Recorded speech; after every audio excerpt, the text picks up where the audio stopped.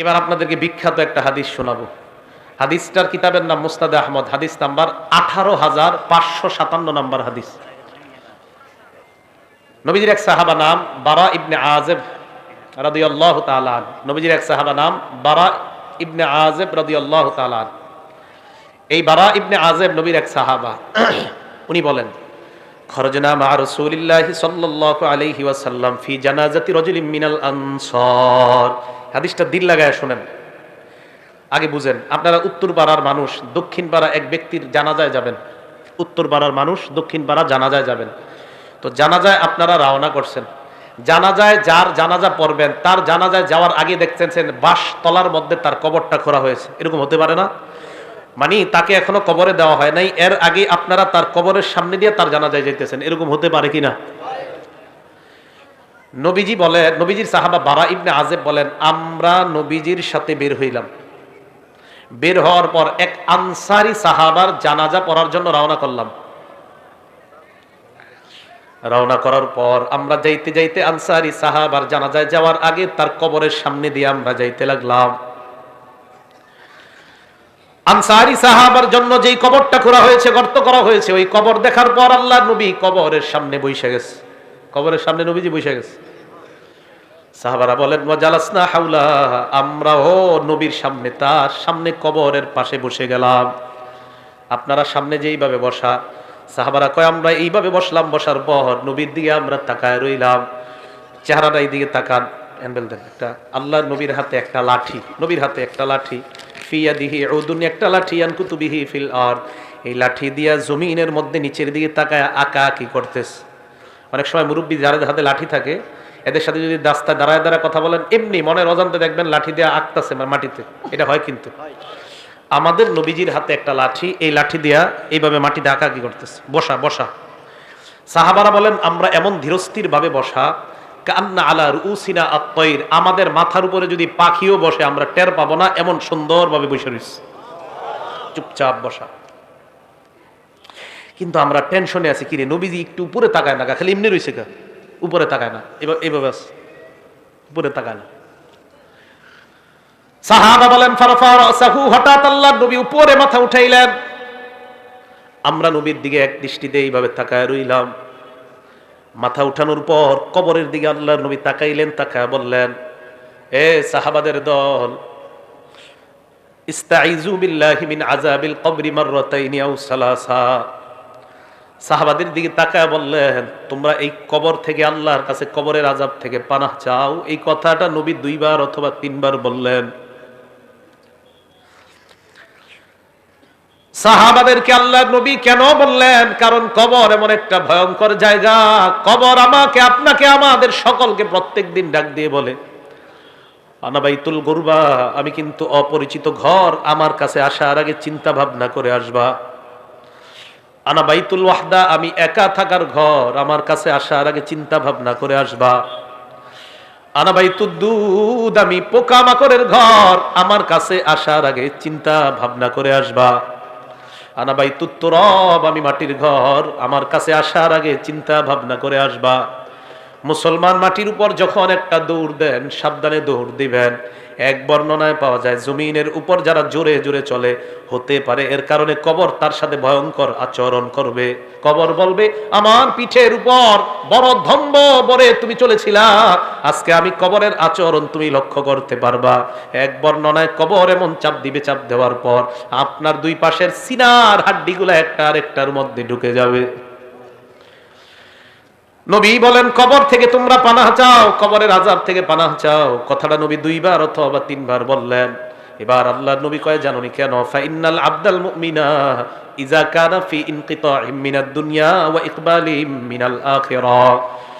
মুমিন যখন দুনিয়া থেকে বিদায় নেওয়ার সময় হয় আর আখিরাতের দিকে যখন মুমিন রওনা করা শুরু করে দেয়, নাজালাত ইলাইহি মালাইকাতুম মিনাস সামা বিদুল ওয়ুজুহ, সুন্দর চেহারাওয়ালা আল্লাহর হাজার হাজার ফেরেশতারা ওই ঈমানদারের আত্মাকে স্বাগত জানানোর জন্য উপস্থিত হয়ে যায়।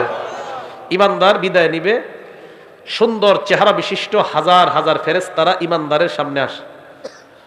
আসার পর দেখেন, আপনারা দেখবেন যদি কোনো মুমিন মারা যায়, মারা যাওয়ার সময় কিন্তু আমরা একটু অনেক সময় বুঝতে পারি যে এই লোকটা মারা যাইতে পারে আজকে। মুমূর্ষ মানে মুমূর্ষ রোগী যারা বলি। হাদিসে আসছে ইয়াজলিসু মিনহু মাদ্দা বাসরিহি, ইমানদার এইভাবে চোখ দিয়া তাকাইলে তার দৃষ্টি যেই পরিমাণ যায়, ফেরেশতারা দুইটা কাতার হয়ে ইমানদারের দৃষ্টির শেষ সীমানা পর্যন্ত তার আত্মাকে স্বাগত জানানোর জন্য তারা বসে অপেক্ষা করতে থাকে। কথাটা কি বুঝে আসছে আপনাদের? তো সবাই অপেক্ষা আছে, সবাই তো অপেক্ষা আছে। হাত্তা ইয়াজিআ ইলাইহি মালাকুল মাউত, মরণের ফেরেশতা তার কাছে এসে যায়। জোরে বলেন কোন ফেরেশতা? মালাকুল মাউতের নাম কি? কয় জিবরাইল। মালাকুল মাউতের নাম কি? আজরাইল। যদি আমার কাছে আসে, আপনার কাছে আসে, এক সময় যদি বাংলাদেশের 10 জন মারা যায়, আমেরিকার 10 জন, পাকিস্তানের 10 জন, ভারতের 10 জন যদি একই সময় মারা যায়, আজরাইল কোন দেশে আছে? হ্যাঁ, সব জায়গায়। হ্যাঁ, সব জায়গায়। এটা বিপদের প্রশ্ন কিন্তু। হ্যাঁ, সবাই মন দিয়ে শোনেন। আমাদের দেশের 10 জন, পাকিস্তান 10 জন, ভারত 10 জন, ইন্দোনেশিয়া 10 জন, অস্ট্রেলিয়া 10 জন একই সময় মারা গেছে। আজরাইল কোন জায়গায় আছে? এক জায়গাতে কেমনে? কোরআনে আইছে মালাকুল মাউত তার কাছে আসে। কে বলছে তার আন্ডারে আছে? আপনি আপনি বলছেন? সাহস করে কর না। আচ্ছা, আপনি বলছেন? মাশাআল্লাহ, সবাই বলেন মাশাআল্লাহ। অনেক সময় কেউ কিছু কইলে ডরে কইতেছে না, পরে আবার এই ব্যাপারে আরেকটা হাদিস শোনাই দিই। উনি যে ডরে কইতে চান নাই, এক সাহাবা নবীজি সাল্লাল্লাহু, এটা কিন্তু আমাদের বিষয়বস্তু না, ওনার কারণে আর কি, উনি যে ডরে কয় নাই, তো ডরে না করার একটা ফায়দা আছে, এটা বলি। এক সাহাবা নবীজি যখন নামাজ থেকে উঠছে, উঠার পরে বলছে সামি আল্লাহু লিমান হামিদা। বলেন তো আপনারা আমরা কি বলি? আমরা কি বলি? আমরা। পিছন থেকে এক সাহাবা বললেন আল্লাহুম্মা রাব্বানা ওয়া লাকাল হামদ হামদান কাসীরান তাইয়িবান মুবারাকান ফীহ। সালাম ফিরানোর পর আল্লাহ নবী বললেন, সব সাহাবারা কমায়া বলছে, বাড়ায়া কে বলছে? তাড়াতাড়ি কও। যিনি বাড়ায়া বলছো তিনি বলো। এই জায়গায় একটা হাদিস মনে রাখবেন, আল্লাহ নবীকে সাহাবারা বলছে হুজুর আপনি কি আম করে দেখেন। এ মনে মনে মনে মন দিয়ে শোনেন। ইবনে হাজার আসকালানী ওই কথাটা লেখছে, আল্লাহ নবী কয় আমি সামনে থেকে যেমন দেখতে পাই, পিছন থেকেও সুন্দরভাবে আল্লাহ ওই মুহূর্তে তোমাদেরকে দেখায় দেয়। এই কে বলছো বলো? কেউ কয় না, শিকারিয়া হ্যাঁ না। নবীজি বললেন সাহস করে বলো কে বলছো। তো এক সাহাবা আস্তে আস্তে হুজুর আমি।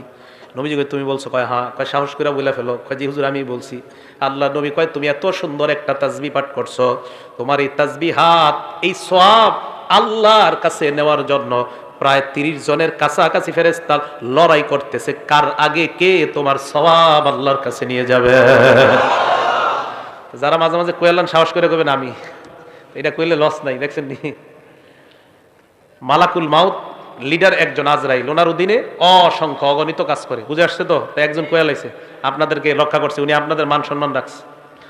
তো মালাকুল মাউত একজন আজরাইল, উনি লিডার, ওনার অধীনে কোটি কোটি ফেরেশতা কাজ করে। সুবহানাল্লাহ। মালাকুল মাউত তার সামনে আসার পর ওই যে ইমানদার মারা যাবে, তার একদম মাথার কাছে বসে, মাথার কাছে বসার পর ইমানদারকে ডাক দেয়, ইয়াতুহান নাফসুল হামিদা, হে প্রশংসনীয় আত্মা। সুবহানাল্লাহ। উখরুজি, তুমি বের হও, ইলা রাব্বিন রাদিন আনকি গায়রি গদবান, তুমি এমন রবের দিকে বের হও যে রব তোমার উপর সন্তুষ্ট, তিনি তোমার উপর অসন্তুষ্ট না। তাড়াতাড়ি তুমি বের হও। হাদিসে আসছে ইলা রাব্বিন রাদিন আনকি গায়রি গদবান ওয়া মাগফিরাতিম মিনাল্লাহ। ওই নফসটাকে মালাকুল মাউত বের করতে করতে কয় সুসংবাদ নিয়ে নাও, আল্লাহ তোমার জিন্দেগীর সব গুনাহগুলো মাফ করে দিয়েছেন। আসো আসো। ইমানদারের আত্মাটা যখন বের করার পর মালাকুল মাউত আত্মাটা তার হাতের মধ্যে চোখের পলক পরিমাণও রাখতে পারে না। মালাকুল মাউত চায় আত্মাটা, ইমানদারের আত্মাটা আমি কারো কাছে দিব না, কিন্তু ইমানদারের সামনে হাজার হাজার ফেরেশতারা কয় আত্মা আমাদের কাছে দিয়ে দেন। আহারে ইমানদারের আত্মা নিয়ে কারাকারি লেগে যায়, কে ইমানদারের আত্মাটা নিবে এই নিয়ে কারাকারি লেগে যায়। বালিশে আজকে মাথাটা লাগায় চিন্তা করেন, আমার আপনার আত্মা এইভাবে হয় কি হয় না, চিন্তার বিষয়। ইমানদারের আত্মা সামনের ফেরেশতারা কয় আমাদের কাছে দিয়ে দেন। হাদিসের মধ্যে আসছে ফেরেশতাদের কাছে দুইটা জিনিস আছে। এক নাম্বার মাহুম কাফরুম মিন আকফানিল জান্নাহ, জান্নাতের কাফনের কাফর বিছায়া কয় ও মালাকুল মাউত, ইমানদারের আত্মাটা এই জান্নাতের কাফনের কাপড়ের মধ্যে দিয়ে দেন। জান্নাতের কাফনের কাপড়। মুসনাদে আহমদ হাদিস নাম্বার 18557 নম্বর হাদিস। আবু দাউদ হাদিসটা সংক্ষেপে আসছে। এই হাদিসের মান সহিহ। সহিহুল জামেও আসছে। নাসিরউদ্দিন আলবানী যে কিতাব লেখছে ওখানে আসছে। তাতে আহলে হাদিস ভাইরাও এই হাদিস নিতে পারেন, টেনশনের কিছু নেই। তো রাসূল করিম সাল্লাল্লাহু আলাইহি ওয়াসাল্লাম বলেন মালাকুল মাউত যারা সামনে যে ফেরেশতারা হাজার হাজার, তারা জান্নাতের কাফনের কাপড়টা বিছায় কয় আত্মাটা এই জায়গায় দাও। দেখেন কি কয়, আত্মা ওই কাফনের মধ্যে দেওয়ার পর হানুতুম মিন হানুতিল জান্নাহ, জান্নাতের সুগন্ধি লাগায় দেয়। সুবহানাল্লাহ। সুগন্ধি লাগায় ইমানদারের আত্মাটা এইভাবে পেঁচায়। পেঁচানোর পর আত্মা নিয়ে যখন ফেরেশতারা ফাসাদুনা বিহা ইলাস সামা, আল্লাহর আসমানের দিকে তারা রওনা হয়ে যায়।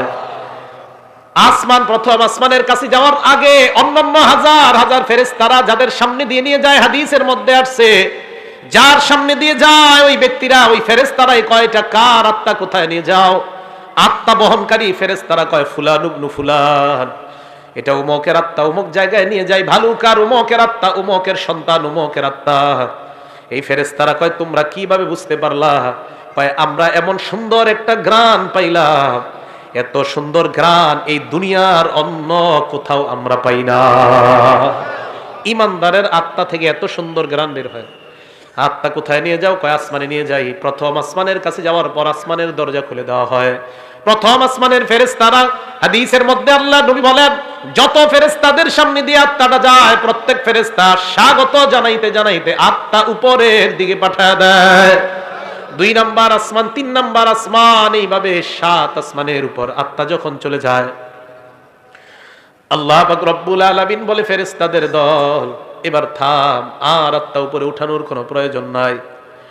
আল্লাহ তখন বলে উকতুবু কিতাব আব্দি ফি ইল্লিয়িন, আমার বান্দার আমলনামা ইল্লিয়িনের মধ্যে তোমরা লিপিবদ্ধ করে দাও। ইল্লিয়িন একটা সুন্দর জগতের নাম। আমার বান্দার আমলনামা এই জগতের মধ্যে তোমরা লিপিবদ্ধ করে আমার বান্দাকে জান্নাতি ঘোষণা দিয়ে দাও। ইল্লিয়িনের মধ্যে আমলনামা দেওয়ার পর ভালো করে শুনবেন, ইমানদারের আত্মা 7 আসমানের উপর, আমরা দেহটাকে বাসতলায় নিয়ে দাফন করতেছি, ঠিক না? আমরা জানাজা দিলাম, জানাজা দেওয়ার পর যখন আত্মাটা আমরা নিয়ে যাই, দেহটা এক বর্ণনায় আসছে ইমানদারের দেহ কবরে নেওয়া পর্যন্ত হাজার হাজার ফেরেশতারা কবর পর্যন্ত তাকে স্বাগত জানাইতে জানাইতে কবরের কাছে নিয়ে যায়। ইমানদারের আত্মা আমরা দাফন করলাম, দেহ দাফন করলাম, আত্মা আসমানের উপর। আল্লাহ পাক রব্বুল আলামিন বলে ফেরেশতাদের দল আমার বান্দার আত্মাটা কবরের মধ্যে তার দেহের মধ্যে ঢুকিয়ে দাও। ইমানদারের দেহের মধ্যে আত্মা ঢুকিয়ে দেওয়ার পর ফায়াতিয়ানিহি মালাকান, 2 জন ফেরেশতা ইমানদারের কাছে উপস্থিত হয়ে যায়। উপস্থিত হওয়ার পর ফায়ুজলিসানিহি, তারে বসায়। বসানোর পর ফায়াসআলানিহি, তাকে প্রশ্ন করে। 1 নাম্বার মার রব্বুকা, তোমার রবকে জবাব দাও। ওই বান্দা জবাব দেয় রব্বি আল্লাহ, চিল্লায় বলেন আমাদের রব কে। এই কথার উপর অটল থাকতে হবে, কিন্তু এই কথার উপর কি থাকতে হবে? অটল কেন থাকতে হবে? সূরা হামিম আস-সাজদা 24 নাম্বার পারা 19 নাম্বার পৃষ্ঠা, সূরা হামিম আস-সাজদা আয়াত নাম্বার 30। এই সূরাটাকে সূরা ফুসসিলাত বলা হয়। আল্লাহ বলেন ইন্নাল্লাযীনা ক্বালু রাব্বুনাল্লাহ, নিশ্চয়ই যারা বলে আমাদের রব আল্লাহ, নিশ্চয়ই যারা বলে আমাদের রব আল্লাহ, সুম্মাস্তাকামু, এই কথার উপর অটল থাকে। জোরে বলেন কি থাকে? আওয়াজ দিয়ে বলেন আমাদের রব কে? আল্লাহ। রূহের জগতে আল্লাহ আমাকে আপনাকে আমাদেরকে প্রশ্ন করছে আলাস্তু বিরাব্বিকুম, আমি কি তোমাদের রব না? কাফের বেঈমান নবী ওলি সবার আত্মা জবাব দিয়ে বলছে আল্লাহ আপনি আমাদের রব। বেঈমানরাও বলছে আপনি আমাদের রব, ইমানদাররাও বলছে আপনি আমাদের রব, নবী ওলি ওলামায়ে কেরাম সাধারণরাও বলছে আপনি আমাদের রব। এবার আসেন, আল্লাহ বলছে আমি কি তোমাদের রব না? এই কথার অর্থ হলো 6টা। জোরে বলেন কয়টা? 1 নাম্বার, আমি কি তোমার ব্যক্তি জীবনের রব না? 2 নাম্বার, আমি কি তোমার পারিবারিক জীবনের রব না? 3 নাম্বার, আমি কি তোমার সামাজিক জীবনের রব না?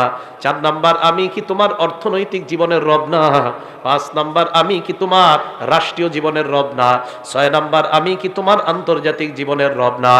1 নাম্বার, আমি তোমার ব্যক্তি জীবনের রব কিনা? আমি বলছি আল্লাহ আপনি আমার ব্যক্তি জীবনের রব। তাহলে ব্যক্তি জীবনে তুমি নামাজ কায়েম যদি করো, হক ভাবে চলো, তাহলে ব্যক্তি জীবনে আমাকে তুমি রক্ষা করলা। তুমি তোমার পারিবারিক জীবনে আমাকে রব মানেছো কিনা? হ্যাঁ মাবুদ, আপনাকে আমি পারিবারিক জীবনে রব মানলাম। তোমার বিবি বেপরদায় চলে কেন? মাবুদ, আমি আমার বিবিকে বেপরদায় চালাই না, বিবি উল্টা পাল্টা নিজের থেকেই চলে, তাহলে সমস্যা নাই। আর যদি বলেন বিবি আমার আশকারায় পর্দা করে না, আল্লাহ বলবেন তাহলে তুমি পারিবারিক জীবনে আমাকে রব মানো নাই। আপনি আপনার বিবিকে নামাজি বানাইতে পারেন না, আপনার ছেলেকে নামাজ পড়তে বলেন না, মেয়েকে নামাজ পড়তে বলেন না, তার মানে পারিবারিক জীবনে আল্লাহর রব মানেন নাই। তিন নাম্বার সামাজিক জীবনে রব, সমাজের কয়টা মানুষের দাওয়াত দিছেন? নামাজের দাওয়াত দিছেন কয়টা? সৌদি আরবের হুজুরে আর খুঁজে ফতুয়া পায় না, তাবলিগওয়ালা করে বিরুদ্ধে ফতুয়া দিচ্ছে। টাস খেলা, জুয়া খেলা, মদ বার হয়। সৌদি আরবে হালাল হালাল জুয়াখানা খুলছে। কি জুয়াখানা? নাম দিছে হালাল জুয়াখানা। টাস খেলা হয়, মদ হয়, জুয়া হয়। আর আমাদের দেশে রিয়াল খোর হুজুররা কয় খুব ভালো কাজ করেছে, অথচ টাস খেলা, জুয়া খেলা, গানের বিরুদ্ধে কথা কয় না। বুঝতে হবে এই রিয়াল খোর হুজুর যারা, এগুলারে সময়ে সময়ে চেনা যায়, এরা আসলে হুজুর না, এরা ইসলামের লেবাসদারি মুনাফিক মার্কা শয়তান। সৌদি আরব আর কিছু খুঁজা পায় না, ফতুয়া দিয়ে দিল তাবলিগওয়ালারা ঠিক না। মায়েরা মানুষের পায়ে ধরে ধরে মসজিদে আনে, এরা ঠিক না। কি ঠিক? টাস খেলা ঠিক, জুয়া খেলা ঠিক। সৌদি আরবের এই সমস্ত ফতুয়া গণার টাইম নেই আমাদের, এদের গণার টাইমই নেই। আপনারা চিন্তা করেন না, আমাদের দেশে ওলামায়ে কেরাম এমন আছে যারা ওই দেশে আলেমদেরকে গণাই ধরে না, বসতে বলেন এদেরকে গণাই পাত্তাই দেয় না, এইগুলা গণার মধ্যেই নেই। এরা ফতুয়া দেয়, কয় তাবলিগওয়ালারা ঠিক না, বে হক এই হক। বইয়া টাস খেলবার ফতুয়া দিবা, তুমি ওই টাস খেলুন না ফতুয়া মার্কা আমাদের ওলামায়ে কেরাম। আর আমাদের দেশের মুসলমান কেন, সারা পৃথিবীর মুসলমানরা ওই টাস খেলা মার্কা হুজুরদের ফতুয়া গ্রহণ করবে না, ফতুয়ার খুঁজে পায় না। তাবলিগওয়ালারা খারাপ। তো তিন নাম্বার সামাজিক জীবনের রব, মানুষের দৈরা দৈরা নামাজ জানে, এইটা ভাল লাগে না। চার নাম্বার অর্থনৈতিক জীবনে রব কে বলেন? তাহলে সুদ খান কেন? অর্থনৈতিক জীবনে যদি রব হয় আল্লাহ, তাহলে সুদের কারবার কেন করো? পাঁচ নাম্বার রাষ্ট্রীয় জীবনে রব কে বলেন? তাহলে রাষ্ট্রীয়ভাবে ইসলামের কোন মিছিল ডাক দিলে যাওয়ার জন্য সবাই রাজি আছেন কিনা? আন্তর্জাতিক জীবনে রব কে বলেন? আন্তর্জাতিকভাবে যদি আল্লাহ বা নবী অথবা ইসলামকে অপমান করা হয়, বাংলাদেশের মুসলমানরা মুসলমান হিসাবে আমরা প্রতিবাদ সর্বস্তরে জানাইতে রাজি আছি না? নাই। এটাই হবে ছয় জীবনে রব মানা। মনে থাকবে তো? তো আল্লাহরে বলছি আল্লাহ আপনি আমাদের রব। এবার আসেন সূরা হামিম আস-সাজদা 30 নম্বর আয়াতে, নিশ্চয়ই যারা বলে আমাদের রব কে, কয় জীবনে? এই তো মাশাআল্লাহ, বলেন নিশ্চয়ই যারা বলে আমাদের রব কে, কয় জীবনে? কবরের মধ্যে প্রশ্ন করবে তোমার রব কে, ওই ব্যক্তি জবাব দিবে আমার রব হলেন আল্লাহ। দুই নাম্বার ওমা দীনুকা, তোমার ধর্ম কি? জবাব দিবে দীনিয়াল ইসলাম, আমার ধর্ম হলো ইসলাম। তিন নাম্বার প্রশ্ন করবে ওয়ামান হাদার রাজুলুল্লাযী বুইসা ফীকুম, এই মানুষটাকে চেনো যাকে তোমাদের মাঝে প্রেরণ করা হয়েছে? জবাব দিবে হাজা নাবিয়্যুনা মুহাম্মাদুন সাল্লাল্লাহু আলাইহি ওয়াসাল্লাম, উনি আমাদের নবী মুহাম্মদ সাল্লাল্লাহু আলাইহি ওয়াসাল্লাম। এই প্রশ্নের তিনটা জবাব দেওয়ার পর ফেরেশতারা বলবে কিভাবে তুমি এই প্রশ্নের জবাব জানতে পারলা? ওই ব্যক্তি জবাব দিবে করাতু কিতাবাল্লাহ, দুনিয়ার মধ্যে আল্লাহর কালাম পড়েছিলাম, না পড়লে পারলেও উলামায়ে কেরামের কাছে গিয়েছিলাম, মাহফিলে তাফসীরে গিয়েছিলাম, উলামাদের সোহবতে থাইকা প্রশ্ন তিনটার উত্তর আমরা জেনে নিয়েছি আল্লাহ। ও ফেরেশতারা, এইভাবে দুনিয়ার মধ্য থেকে প্রশ্ন তিনটা যাই না কবরের মধ্যে আসলাম। ফেরেশতাদের সাথে ওই বান্দার কথোপকথনের পর্যায়ে আল্লাহ ডাক দিয়ে বলবে এ ফেরেশতারা থাম, সুবহানাল্লাহ, থাম থাম, আর প্রশ্ন করার দরকার নাই, আমার বান্দা যা বলছে আমি আল্লাহ তাকে সত্যায়ন করে দিলাম। হ্যাঁ, আমি সত্যায়ন করে দিছি। আল্লাহ সত্যায়ন করলে আর কিছু লাগবে? এবার দেখেন সত্যায়ন করার পর আল্লাহ কি কয় দেখেন। আহারে আমি আপনি আমরা আমাদের আব্বা আমাদের দাদা মারা গেলে, হ্যাঁ আমি আমার আব্বারে দাফন করছি, মনে আছে? ডিসেম্বরের 5 তারিখ 9টা বাজে, ডিসেম্বরের 4 তারিখ মারা গেছে, 5 তারিখ 9টার দিকে দাফন করছি। কবরে নাইমা মাটিটা আমি হাত দিয়ে ওই দিন দেখছিলাম, প্রচন্ড ঠান্ডা দেখছিলাম, অনেক ঠান্ডা অনেক ঠান্ডা। তখন মনে হয়েছিল যে দুনিয়াতে মা বাবা সন্তানরে কত সুখ শান্তিতে রাখা যায়। শীতকালে একটা সন্তান কষ্ট পাবে, কোনো বাবা চায় না, মা চায় না, অথচ আমি আপনি আমরা আমাদের বাবাকে 3টা পাতলা কাপড়ে ওই প্রচন্ড ঠান্ডা মাটির নিচে রেখে আসি। আমি আপনি আজকে মারা গেলে আমার আপনার সাথে এলাকাবাসী এটাই করবে, এটাই চূড়ান্ত সত্য কথা।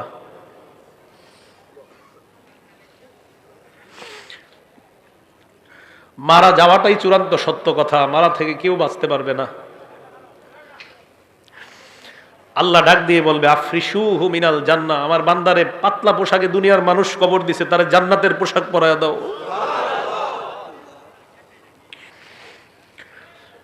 কে জানে আমার আপনার নসিবে এই পোশাক আছে কিনা।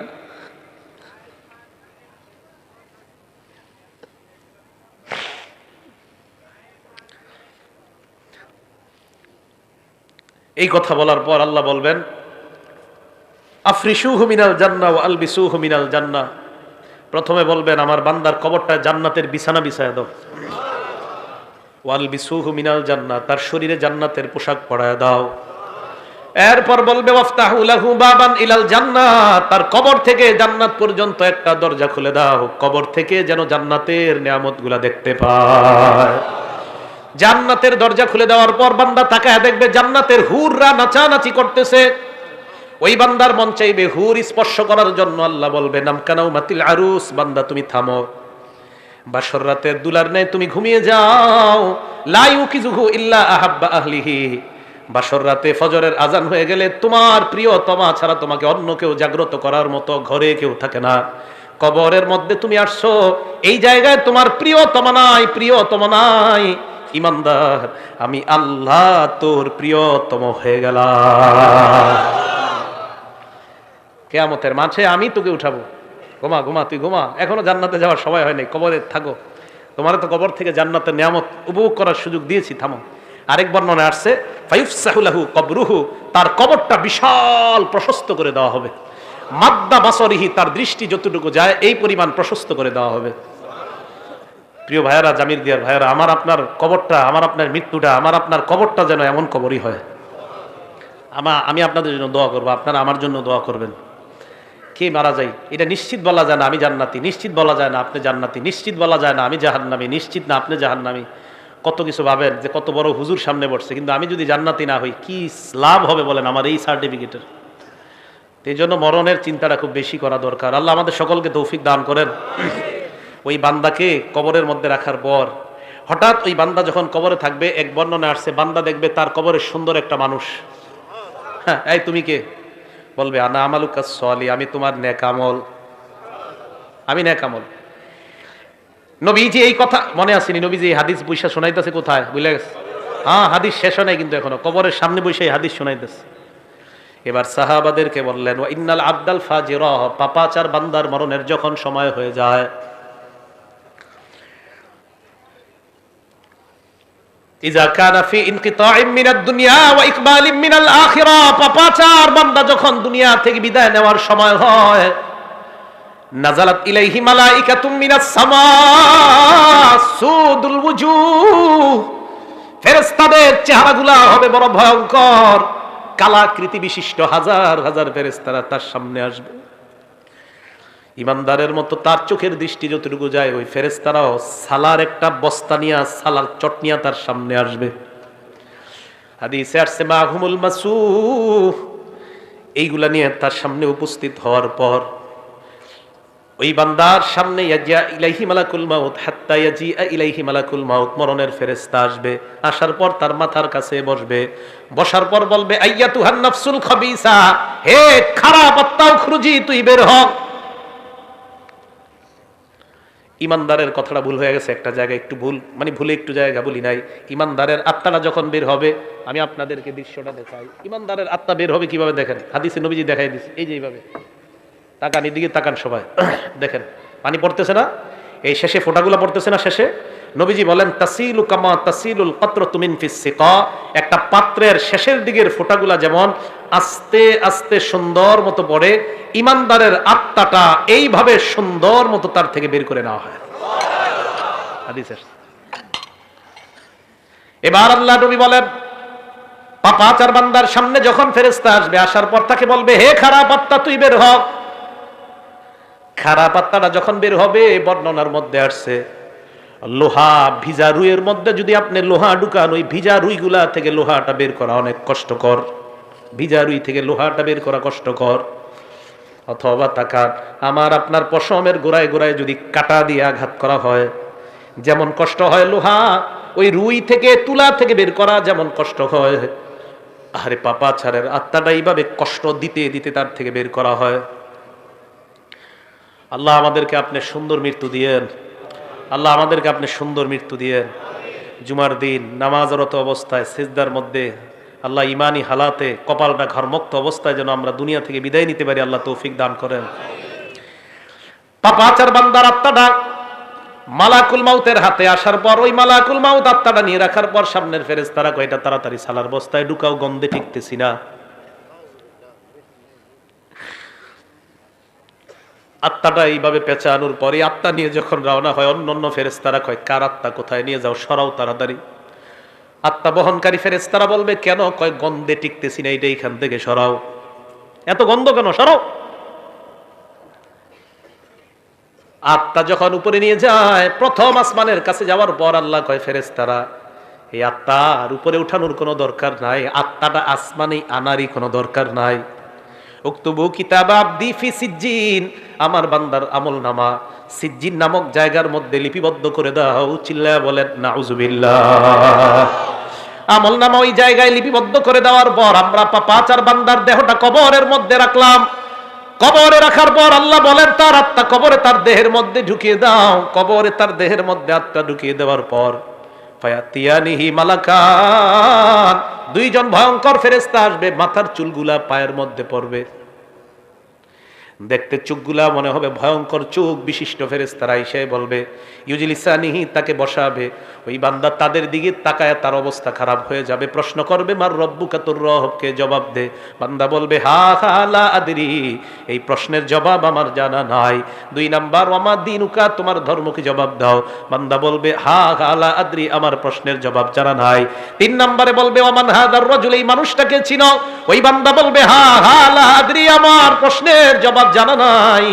এই কথা বলার পর ওই ফেরেশতাদের প্রশ্ন উত্তর পর্ব চলার পর আল্লাহ ডাক দিয়ে বলবে ফেরেশতারা থাম। ইমানদারের সময় কইছে থাম, পাপাচারের সময় বলবে থাম। আনকাযাবা আবদি, আমার বান্দা যা বলতেছে সব মিথ্যা, আমি আল্লাহ তারে মিথ্যাবাদী বললাম, এটা মিথ্যাবাদী, এটা মিথ্যাবাদী, সর তোরা এখান থেকে সর। আলবিসুহু মিনান নার, তার শরীরে জাহান্নামের আগুনের পোশাক পরায়া দে। ওয়াফরিশুহু মিনান নার, তার কবরের মধ্যে জাহান্নামের বিছানা বিছায়া দাও।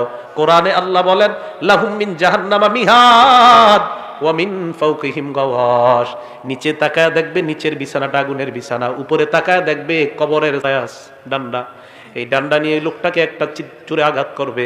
হাদিসে আসছে ইয়াসিহু সাইহা, এমন জোরে একটা চিৎকার মারবে ইয়াসমাউহা কুল্লু শাইইন ইল্লা সাকালাইন, দুনিয়ার জিন ইনসান ছাড়া সবাই তার চিৎকারের আওয়াজ শুনতে পায়। গরু শুনতে পায়, ছাগল শুনতে পায়, দুনিয়ার মানুষ আর জিন ছাড়া সবাই তার চিৎকারের আওয়াজ শুনতে পায়। এই জন্য মুসলমান সাবধান, পাপাচার হয়ে মৃত্যুবরণ করলে কবরের অবস্থাটা হবে বড় ভয়ঙ্কর। আল্লাহ বলবে ওয়াফতাহু লাহু বাবান ইলান নার, তার কবর থেকে জাহান্নামের একটা দরজা খুলে দাও। হাদিসে আসছে ফায়াতিহা মিন সাবুবিহা ওয়া হারুরিহা, কবরের প্রচন্ড গরম, জাহান্নামের গরমগুলা তার কবরে একটু পর পর বারবার আসতে থাকবে। এই ভয়ঙ্কর আগুনের উত্তাপে চারদিকে যখন তাকায় দেখবে নিচে আগুন, উপরে আগুন, চারদিকে আগুন আর আগুন। এই ভয়ঙ্কর আগুনের অবস্থা দেখার পর ওই বান্দার ব্যাপারে আল্লাহ পাক রব্বুল আলামিন বলবেন পাপাচার হওয়ার কারণে তার এই শাস্তি হবে কিয়ামত পর্যন্ত। এই জন্য মুসলমান, পাপাচার অবস্থায় আমার আপনার মৃত্যু যদি হয় তাহলে আমার আপনার অবস্থাটা হবে ভয়ঙ্কর। আল্লাহ আমাকে আপনাকে সবাইকে উত্তম মুমিন হিসাবে যেন আমরা মরতে পারি আল্লাহ তৌফিক দান করেন, বলেন আমিন। মৃত্যুর যন্ত্রণা এই ভোগ করা আর মরণের সময় আমার আপনার অবস্থা যদি হয় ভয়ঙ্কর, একটু চিন্তা করবেন আজকে বালিশে মাথা লাগায়, আল্লাহ না করুক, আল্লাহ না করুক, আল্লাহ না করুক, আমার আপনার কবরে জাহান্নামের থেকে যদি দরজা দিয়া, জানালা দিয়া জাহান্নামের তাপ আর আগুন ঢুকতে থাকে, নিচে আগুন, উপরে আগুন, চারদিকে আগুন, আজকে ল্যাপটা মাথায় দিয়ে অন্ধকার চোখে তাকায় কল্পনা করবেন যে কবরে তো আমি একা থাকতে হবে। এরকম ভয়ঙ্কর অবস্থা তৈরি হয়ে যাবে। তো প্রিয় মুসলমান ভাইয়ারা, এই জন্য আমার আপনার মরণটা যেন উত্তম মরণ হয়, আল্লাহর কাছে খুব বেশি বেশি দোয়া করা। আল্লাহ আমাদের সকলকে উত্তম মৃত্যু নসিব করেন। তো আল্লাহ বলেন সুম্মা তুরাদ্দুনা ইলা আলিমিল গায়বি ওয়াশ শাহাদা, সূরা জুমুআর 8 নম্বর আয়াতে আল্লাহ বলেন কোন মরণ থেকে তোমরা পালিয়ে বেড়াও, কোন মরণ থেকে তোমরা পালিয়ে বেড়াও। আল্লাহ বলেন তোমাদেরকে দৃশ্য অদৃশ্যের রব আল্লাহর দিকে তোমাদেরকে ফিরে যাইতে হবে। ফায়ুনাব্বিউকুম বিমা কুনতুম তা'মালুন, তোমাদেরকে তোমাদের আমল সম্পর্কে আল্লাহ জানায় দিবে কিয়ামতের ময়দানে। হাফেজ সাহেবরা 15 নম্বর পারার 2 নম্বর পৃষ্ঠাটা খুলবেন, খোলার পর আল্লাহ আপনার আমলনামাটা দিয়ে বলবে ইকরা কিতাবাক, হে বান্দা নে তুই তোর আমলনামা পড়। কাফা বিনাফসিকাল ইয়াউমা আলাইকা হাসিবা, আজকে হিসাবের জন্য তুই যথেষ্ট, তুই তোর আমলনামা পড়। ওই বান্দা আমলনামা খুলবে, খোলার পর 15 নাম্বার পারার 18 পৃষ্ঠায় দেখবেন 2 নাম্বার লাইন থেকেই শুরু। ফাতারাল মুজরিমিন মুশফিকিনা ফিহি, অপরাধীরা এই দেখেন এইভাবে তাকাবে আমলনামার দিকে, বিশাল বড় বড় চক্ষু করে তাকাবে, তাকায় বলবে মালি হাযাল কিতাব, এটা আবার কেমন আমলনামা, লা ইউগাদিরু সগীরাতান ওয়ালা কাবীরাতান ইল্লা আহসাহা, এটা দি ছোট ছাড়ে নাই, বড় ছাড়ে নাই, আমি যত অপরাধ করলাম সমস্ত অপরাধ দেখি এই জায়গার মধ্যে লেখা। এই জন্য মনে রাখবেন, আমার আপনার প্রত্যেক দিন আমার আপনার আমলনামা লেখার জন্য ফেরেশতা কাঁধের মধ্যে আছে। সূরা ইনফিতর 10, 11, 12 নম্বর আয়াতে আল্লাহ বলেন ইন্না আলাইকুম লাহাফিজিন, তোমাদের সাথে সংরক্ষণকারী ফেরেশতা আছে, কিরামান কাতিবিন, লেখক ফেরেশতারা, ইয়ালামুনা মা তাফআলুন, তোমরা যা করো তারা তা জানে।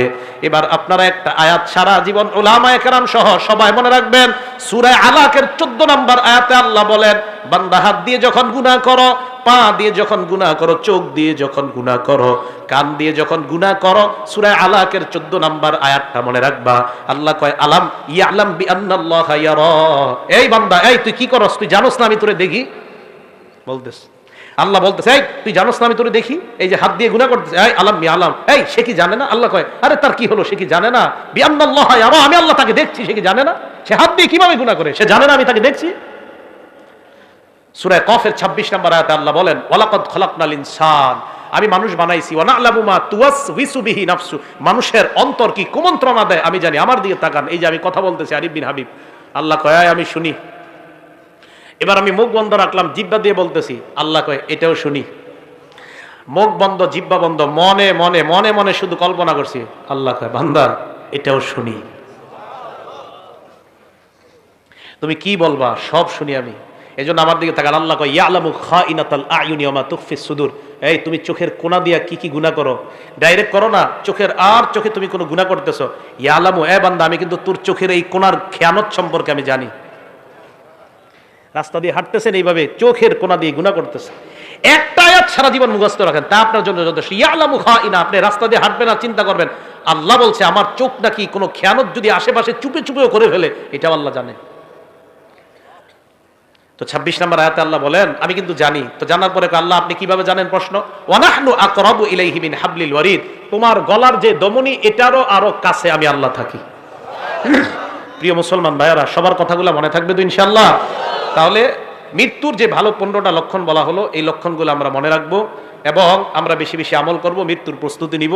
আল্লাহ পাক রব্বুল আলামিন আমাদের সকলকে মৃত্যুর প্রস্তুতি নিয়ে আমরা যেন কবরে যাওয়ার আগেই ইমানদার হয়ে মুমিন হয়ে কবরে যাইতে পারি, আল্লাহ তৌফিক দান করেন। আব্দুল্লাহ ইবনে আব্বাস বলেন বয়ান হবে কম, আমল হবে বেশি, আজকে থেকে বেশি বেশি আমল করার তৌফিক দান করেন। আল্লাহ আমাদের সকলকে জীবনের পিছনের যে গুনাহ খাতাগুলো আমরা করেছি সমস্ত গুনাহগুলো আল্লাহ মাফ করে দেন। আমিন। ওয়া আখিরু দাওয়ানা আলহামদুলিল্লাহি রাব্বিল আলামিন। স্বর্ণখচিত কথামালা মুফতি মাহাতির মোবারক, আপনারা এই বইটা হৃদয়ের স্পন্দন সিরিজ 3 স্বর্ণখচিত কথামালা মুফতি মাহাতির মোবারক, এটা আপনারা সংগ্রহ করতে পারেন, খুব সুন্দর একটা বই, আমি দেখেছি বইটা, আপনারা এটা সংগ্রহ করতে পারেন, এই বাইরে থেকে নিয়ে যাবেন। মোনাজাত হবে আর কথা আছে কারো? হ্যাঁ কথা আছে?